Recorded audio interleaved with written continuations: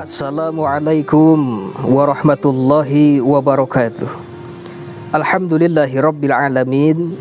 Wassalatu wassalamu ala rasulillahi ajma'in. Amma ba'du. Hadirin rahimakumullah. Ada satu kisah cukup menarik. Ini tentang seorang pemuda pendosa tapi meninggal dalam keadaan syahid. Kita singkat saja ceritanya.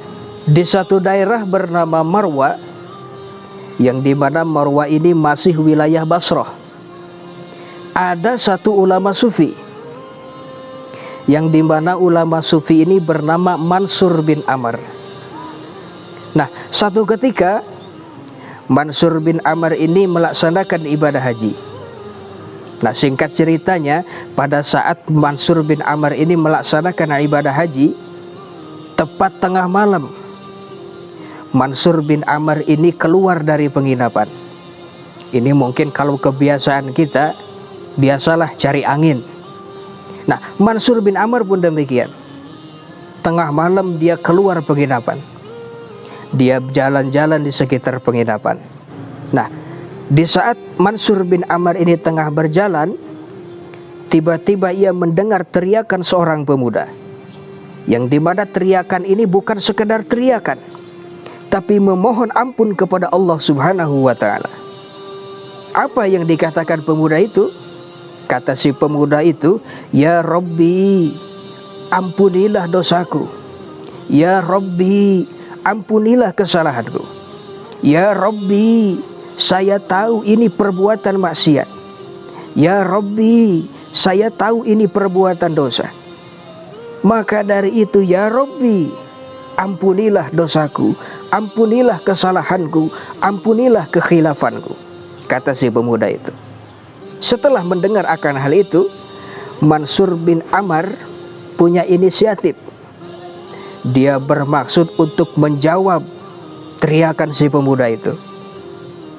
Mansur bin Amr langsung membacakan ayat suci Al-Quran. Kata Mansur bin Amr dengan suara yang keras, dengan suara yang lantang, dengan tujuan supaya pemuda itu tahu ataupun supaya pemuda itu dengar. Kata Mansur bin Amr, "Bismillahirrahmanirrahim. Ya ayyuhallazina amanu ku anfusakum wa ahlikum naro." Al-ayah ila akhir. Yang dimana ayat itu artinya, wahai orang-orang yang beriman, jagalah dirimu dan keluargamu dari api neraka. Hadirin rahimakumullah. Setelah itu, benar, pemuda itu mendengar apa yang dibacakan atau apa yang dikatakan oleh Mansur bin Amr. Ataupun pemuda itu mendengar perkataan Mansur bin Amr. Pemuda ini merasa kaget, diiringi dengan rasa takut. Saking kaget dan takutnya, setelah pemuda ini mendengar suara Mansur bin Amr, seketika dia langsung jatuh dan meninggal di tempat. Nah, hadirin rahimakumullah, selesai itu, kita singkat ceritanya, tibalah waktu siang ataupun pagi hari. Mansur bin Amr ini bermaksud untuk pergi ke sebuah tempat yang dimana kebetulan di saat ia berjalan, ia melewati rumah si pemuda itu. Dilihat-lihat sama Mansur bin Amr, di rumah si pemuda itu banyak sekali orang berkerumun. Akhirnya Mansur bin Amr ini penasaran. Dia langsung mendatangi rumah si pemuda itu. Ternyata betul, pemuda itu sudah meninggal dunia. Akhirnya Mansur bin Amr ini penasaran, bertanya sama ibundanya. "Wahai," kata Mansur bin Amr, "apakah kau ibunda daripada anak muda ini?" "Betul," kata ibundanya, "saya ibundanya." Kata Mansur bin Amr, "Tolong ceritakan kepada saya apa yang menyebabkan pemuda ini meninggal." Nah, begini kata ibundanya, "Wahai Mansur bin Amr, tadi malam anak saya melaksanakan sholat sunnah tahajud. Selesai itu, dia berdoa kepada Allah, meminta ampun kepada Allah, memohon ampun kepada Allah atas segala dosa yang telah ia perbuat. Cuman ada yang mengherankan, kata si ibunda itu, dan cukup mengagetkan anak saya. Selesai itu anak saya mendengar seorang laki-laki yang membacakan ayat suci Al-Quran, yang dimana arti daripada ayat suci Al-Quran itu sangat menakutkan, sangat mengkhawatirkan, sangat mengejutkan. Hingga mungkin, kata ibundanya, anak saya kaget dan takut. Saking kaget dan takutnya, tiba-tiba jatuh pingsan. Selang beberapa waktu kemudian dia meninggal. Begitu kata ibundanya. Setelah selesai itu, Mansur bin Amr akhirnya melanjutkan perjalanan. Nah, tibalah waktu malam hari. Mansur bin Amr ini bermimpi. Dalam mimpinya itu dia bertemu dengan pemuda itu, pemuda yang sudah wafat itu. Entah kenapa Mansur bin Amr pun sedikit heran. Dalam mimpinya itu seakan-akan kenal betul dengan pemuda itu. Nah, Mansur bin Amr dalam mimpinya bertanya kepada pemuda itu, "Wahai anak muda," kata Mansur bin Amr, "saya ingin bertanya kepadamu." "Silahkan," kata pemuda itu. "Bagaimana keadaanmu sekarang? Seperti apakah Allah memperlakukanmu setelah kau wafat?" Anak muda ini tersenyum. "Wahai Mansur bin Amr, saya sangat bersyukur sekali," katanya. "Kenapa?" kata Mansur bin Amr. "Allah menempatkan saya sebagai orang yang mati syahid, ataupun Allah menempatkan saya di tempat orang yang mati syahid." Mansur bin Amr penasaran, kok kenapa bisa seperti itu? Kata anak muda itu, ketika para sahabat meninggal di medan perang ditebas dengan pedang, itu juga syahid. Nah, syahidnya saya, kata pemuda itu, saya meninggal walaupun bukan di medan perang, walaupun bukan ditebas dengan pedang, tapi saya ditebas dengan suaramu, hingga saya takut kepada Allah Subhanahu wa ta'ala.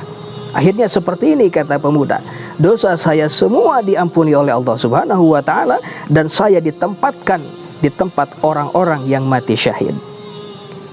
Akhirnya setelah itu, nah singkat cerita, Mansur bin Amr ini bangun dari tidur. Tibalah waktu pagi hari. Mansur bin Amr ini bermaksud untuk memberitahukan mimpinya kepada ibundanya, ataupun kepada ibunda pemuda yang wafat itu. Singkat cerita, Mansur bin Amr ini datang ke rumah daripada almarhum itu. Dia langsung bercerita kepada ibundanya. Kata Mansur bin Amr, berbahagialah, bersyukurlah kepada Allah Subhanahu wa ta'ala. Mendengar akan hal itu, ibunda daripada pemuda itu kaget. "Ya Mansur bin Amr, kenapa kau berbicara seperti itu?" Kata Mansur bin Amr sambil tersenyum, "Anakmu dosanya sudah Allah ampuni, dan sekarang anakmu," kata Mansur bin Amr, "Allah tempatkan di tempat orang-orang yang mati syahid." Mendengar akan hal itu, ibunda daripada anak tersebut memeluk Mansur bin Amr, menangis dan bersyukur kepada Allah Subhanahu wa ta'ala. Hadirin rahimakumullah, hikayat ini memang cukuplah singkat, tapi banyak sekali pelajaran yang dapat kita ambil. Yang pertama, kita ini sebagai manusia tidak akan terlepas daripada yang namanya khilaf dan dosa ataupun kesalahan. Tapi walaupun demikian, andai kata kita merasa bahwa diri kita ini berlumuran dengan dosa, andai kata diri kita ini merasa bahwasannya dosa kita lebih banyak daripada buih di lautan, maka yakinlah ampunan Allah jauh lebih banyak daripada itu. Andai kata kita merasa dosa kita sebanyak air hujan yang turun, yakinlah ampunan Allah jauh lebih banyak daripada itu. Atau misalkan dosa kita merasa bahwasannya dosa kita lebih besar daripada dunia, yakinlah ampunan Allah jauh lebih besar daripada itu. Kita berjalan menuju Allah, yakinlah Allah itu seakan-akan berlari dan mengeluarkan tangan menyambut kedatangan kita. Hadirin rahimakumullah, Innallaha yuhibbut tawwabina wa yuhibbul mutatahhirin. Jadi Allah itu bukannya tidak senang dengan orang yang tanpa dosa, tapi Allah lebih senang terhadap manusia yang berlumuran dengan dosa tapi bertaubat kembali kepada Allah Subhanahu wa taala. Bahkan kata baginda Nabi besar Muhammad sallallahu alaihi wasallam, "Innallaha yuqbalu taubatal 'abdi ma lam yughargir."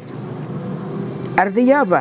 Kalau kita simpulkan seperti ini, Allah itu akan menerima taubat seorang hamba ataupun manusia sebelum napasnya tiba di kerongkongan.